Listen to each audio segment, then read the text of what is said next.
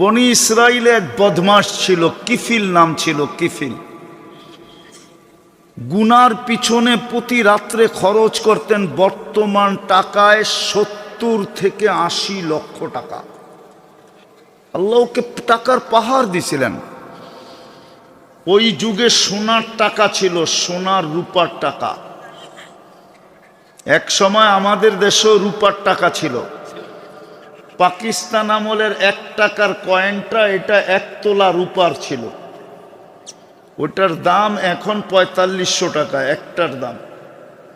থাকলে আমার কাছে নিয়ে আসেন, আমি কিনা লয়ে যাবো না। তো 70 থেকে 80 লক্ষ টাকা খরচ করত।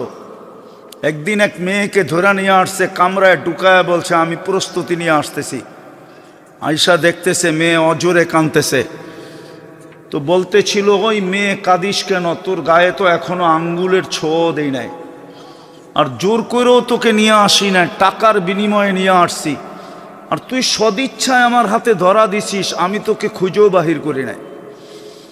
তো মেয়ে বলতেছিল, শুন কিফিল, আমি বাজারি মেয়ে না, এটা আমার পেশা না, বিপদের কারণে আমি তোর হাতে ধরা দিতে বাধ্য হছি, কিন্তু কাঁদি কেন জানিস?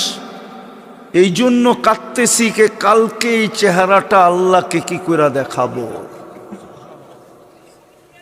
যদি তুই দাগ লাগায় দিলি, তাইলে কালকে এই চেহারাটা আল্লাহকে কি করে দেখাবো। তীর মারলেও মনে হয় কিফিলের দিলে এত জোরে লাগতো না।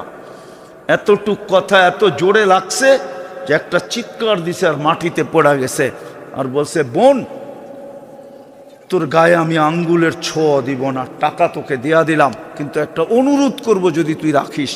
বলছে, সেটা কি? বলছে, তুই হাত উঠাইয়া চোখের পানি দিয়ে আল্লাহকে বলা দে আমি তওবা করলাম, আমার তওবাটা যেন কবুল করে। রব্বে কাবার কসম, ওই রাত্রি কিফিলের মৃত্যু। কিফিল দুনিয়ার থেকে ওই রাত্রেই চলে গেছে।